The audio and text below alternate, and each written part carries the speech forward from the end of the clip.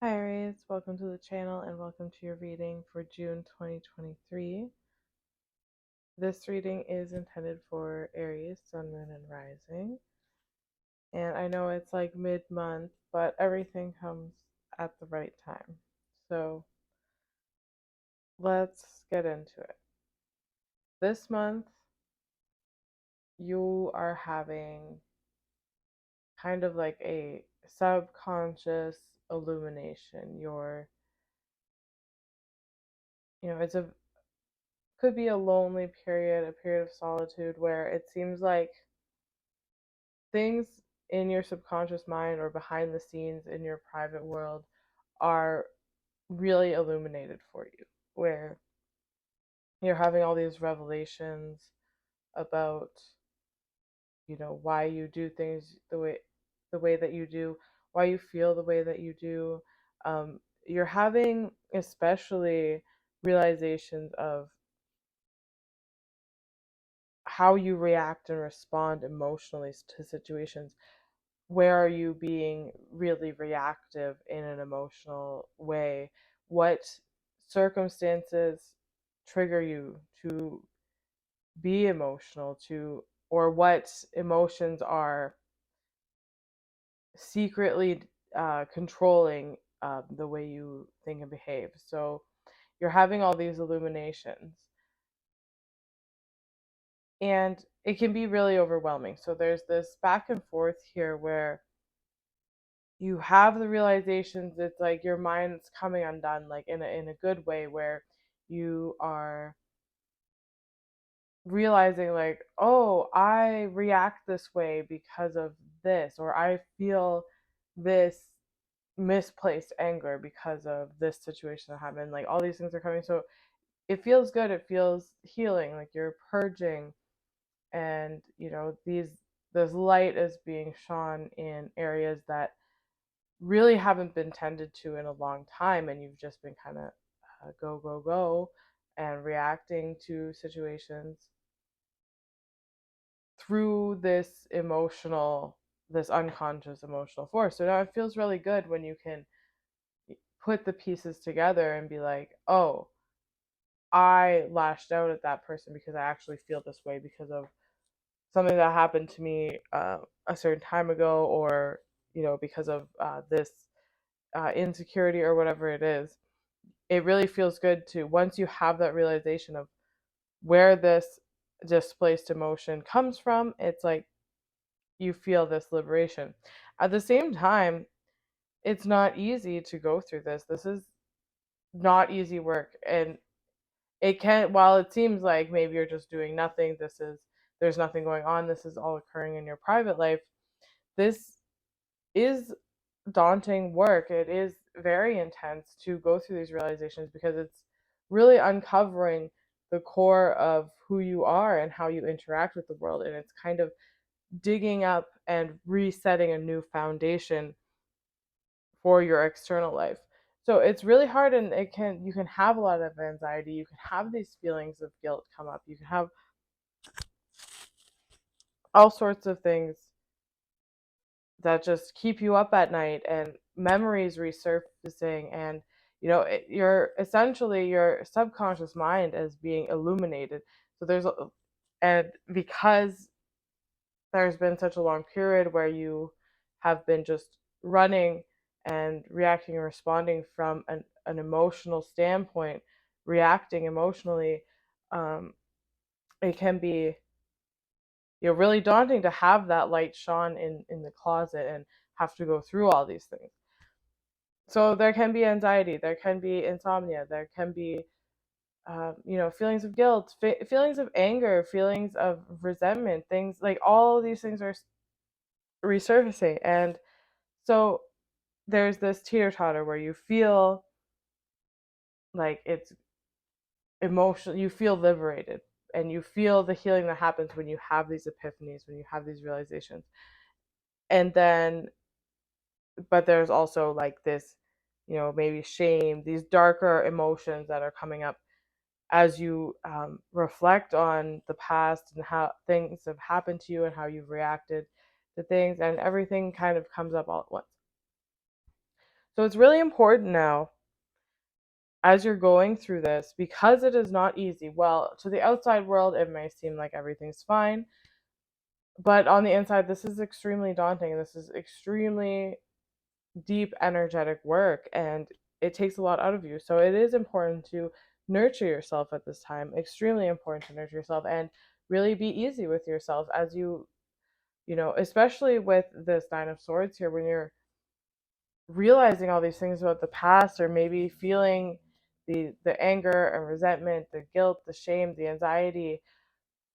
It's really important to have forgiveness, to be easy with yourself, to take time out for yourself, to really nurture yourself in whatever way you can. And don't let these feelings of these darker emotions really get the better of you. Don't let your mind sit in that place for too long. Just find whatever method works for you. It's a good time to explore different healing modalities in this way, to help you release the anxiety and the frustration and the anger and whatever darker emotions are kind of coming up for you right now. It's a good time to explore healing modalities to help release those things and to nurture yourself and be easy with yourself. Don't stay up at night and beat yourself up because of something that happened 10 years ago. Things like this. You know, allow yourself forgiveness.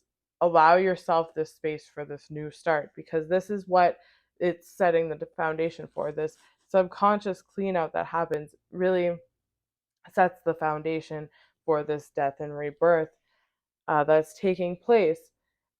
Because when you do this deep energetic work in this way, when you really clean out the subconscious mind, when you revisit the past, when you reflect on things that happened to you, when you reflect on how you've reacted and responded and how other people have treated you and all these things, it's deep energetic work, and it changes who we are fundamentally. It changes how we operate, and in turn it changes our external world down the road. So it's really important during this period to be pursuing your creativity, allowing yourself to just be alone, nurture yourself, nurture your creativity. The best way to express these emotions and express these feelings and really help reset and purge the past, and release all these things, is to explore your creativity. That's the best thing you can do right now. Just allow yourself to explore things that you've always wanted to try, but maybe you didn't, because now you're realizing all these fears and hopes and dreams that are coming up. And now is the time where you can start to take the steps towards those things, where you're realizing the fears, you're realizing why the fears exist. And now you can look those fears in the face and just keep going. Don't let them consume you. Really, go out and explore, pursue art, pursue creativity in whatever way works for you. And that's really going to be what pulls you through this situation, because it's very easy in during these kinds of situations, these kinds of transits, where we're doing this kind of subconscious housekeeping. It's very easy to get caught up in anxiety, caught up in overthinking, caught up in the depression, caught up in resentment, in shame, whatever it is. It's very easy to get, when we're being faced to look at the past and look at patterns. Sometimes instead of releasing them, we get caught in them. And it's very easy for you to do that at this time and get too stuck in your mind. And, it can really give you a hard time and make this process a lot longer. And you really just don't want to be in that place. You want to be really connecting with your inner child this time. So a lot of these memories and these subconscious patterns that are resurfacing are things that were taught to you when you were a child. And it's important to reconnect with your inner child this mother, reconnect with who you are. And now that you can see through the fears, and you can allow yourself to explore creativity, allow yourself to explore your dreams, go places you wanted to go, try an art form or whatever it is that you wanted to try, but maybe you were cautious of, or you didn't have the time, or whatever it is. Now is the time to really plunge into your creative side, and that is going to help you release all these things and stay out of getting stuck in your head. You might also feel called to do things that might seem weird to the people around you, like, because they don't know this side of you. This is a side of you that you've kind of kept hidden from the world, or it was also hidden from yourself. This is just, you know, because of our subconscious fears and programming, sometimes we don't even know our real selves. We're just hiding behind what we've learned as children. So the world you've built up around you, um, is based on this, um, your current way of being. So when you face these fears, you face these subconscious aspects of yourself, and you start to implement, um, changes into your life, and you start to explore this creativity, you start to really free this inner child and explore creativity. Maybe you want to go do things that people are shocked that you've wanted to do. You've always wanted to do them, but you kept it inside, or whatever the case is. And so now you're like, okay, I realize what's been holding me back now, and I'm going to go do it. And it can also seem very strange to the people around you that don't know you this way. They maybe never knew that you wanted to do this. They're like, what are you talking about? That's not what you do. You do this, or whatever. And there can be a lot of naysayers. There can be a lot of people that try to talk you down from what you want to do at this time. And it's just partly because when you change, it has to change the environments around you. It changes the people around you. So the people in your environments are going to be like, wait, why are you being this way now when we've always done things this way? So that can also be it's very easy to allow ourselves to get stuck when we're listening to the other people. We're, taking what other people think way too seriously, and what other people want for us way too seriously. Now is a time of you connecting to your inner child, and you doing things for yourself, for that inner child, to break free from fears and programmings that have kept your inner child locked away. And it's the time to allow that inner child to go and do the things that you've wanted to do, to explore the things you've wanted to explore. And it's really a time of just worrying about you, not if people are talking down to you or telling you you can't do something. It's, don't take it too seriously. Take everything with a grain of salt. Trust what your inner child wants. Trust what feels good and nurturing to you to do, what brings you happiness now. Because if you're pulled to the external and what other people want for you, or what other people think about what you're doing, and these kinds of things, it's going to bring you in this loop of this anxiety, and it will keep you stuck. So yeah, it's all about worrying about what you want at this time, what you want for yourself. How can you nurture this inner child? How can you pursue what you've always wanted to pursue? It's all about setting yourself free, and this really doesn't have anything to do, um, with anyone else. So don't take people saying you're weird or talking down about what you want to do too seriously. It's really about just connecting to yourself and finding security in that, and finally breaking free from all these patterns to have security. And now we have the Tower right under this, death and rebirth card. Now, this tower is not, I mean, it can feel very serious because there are these ups and downs of emotion during this time where, you're privately, you're nurturing yourself, you're, feeling emotionally liberated, you're feeling like you can heal your inner child. And then in the real world, or your external world, you're, faced with all these people that are like, whoa, whoa, whoa, why are you doing that? Why are you doing this? Or maybe things seem harder to accomplish than you thought. Or just by nature of you freeing your inner child and feeling free enough to go pursue the things you want to pursue now because you're not tied down by these fears or anxieties, that creates a tower moment. And it's not so, this isn't like a devastating tower. This is a crumbling of your life before, when you were operating on subconscious patterns that created your life the way it is. And maybe you have people in your life that are keeping you in that Eight of Swords space. You're feeling stuck, you're feeling anxious, you're feeling depressed.